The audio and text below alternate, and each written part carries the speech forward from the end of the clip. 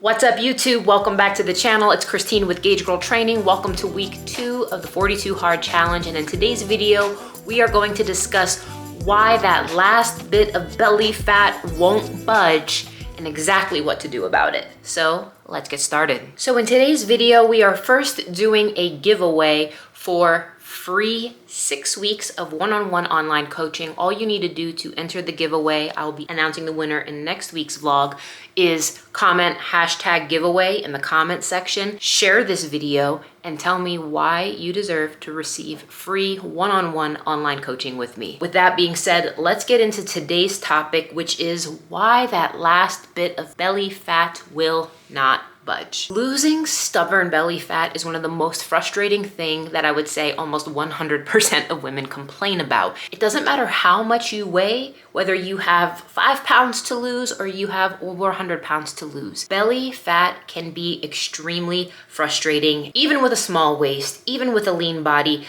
That soft, lumpy layer can be so frustrating. Here's why it happens, and here's exactly how to fix it. The real issue here isn't just calories, it's hormones. When cortisol levels are high, it is going to directly lead to belly fat storage, which is called the hormonal belly. Too much cardio can actually stress the body and actually make this worse. This is where you want to start swapping those long cardio sessions specifically for strength training, as well as adding magnesium. The Gauge Life Magnesium Glycinate is excellent for this, and you only want to consume this before bedtime, as well as considering adaptogens to help control and manage your cortisol levels. Not only does elevated cortisol cause you to store more fat in the abdomen, elevated cortisol is a challenge specifically because the hormone precursors that are utilized to create cortisol when your body is in that fight or flight mode actually stop the further production of testosterone and progesterone from taking over, which is a good thing in women specifically because it helps the growth of lean muscle mass. When your cortisol is stressed and elevated all of the time, you don't have the hormonal bandwidth for those precursors to be used towards lean muscle gain because your body is in survival mode.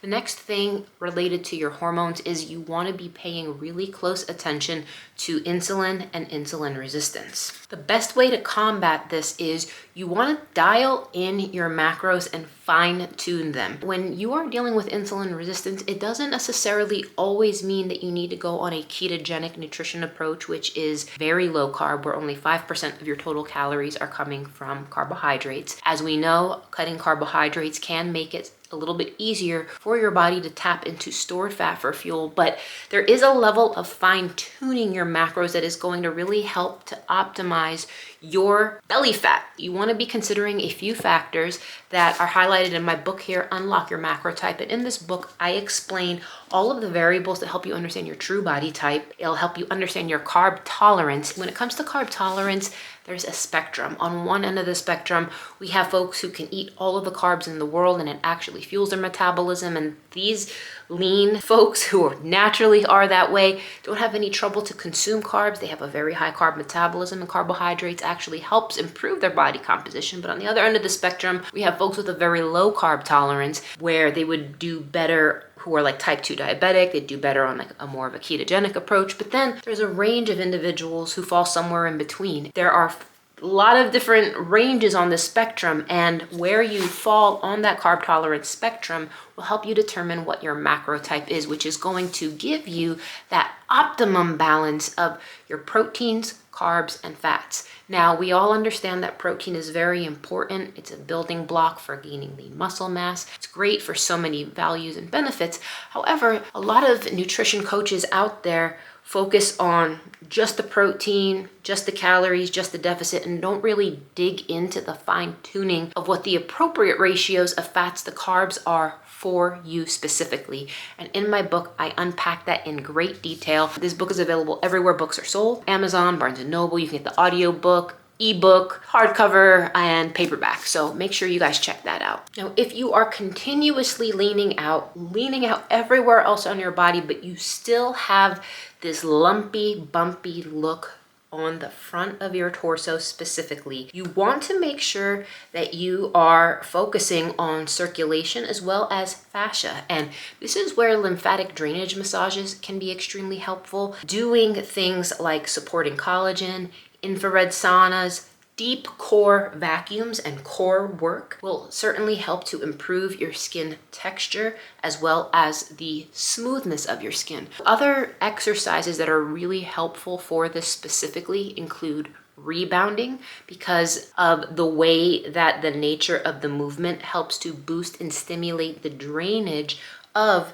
intracellular fluids that are caught up in the inflammation of your body, switching to an anti-inflammatory nutrition protocol such as my 21-day hormone reset, which is game-changing for what it will do to help you tap into that stored belly fat. You really want to emphasize recovery. Now, I know this goes without saying, but sleep is not only important just for general rest and rejuvenation, it's also important for your muscles to recover, your hormones and your cortisol levels to come down. Too many of you guys are just burning the candle at both ends. You're not dialed in, your blood sugar's unstable, your hormones are unstable, your workout routine's unpredictable, and planning nutrient-dense meals on a consistent basis is something that only happens when it's convenient for you. And instead, all of that needs to be turned around. And if you are one of those folks who are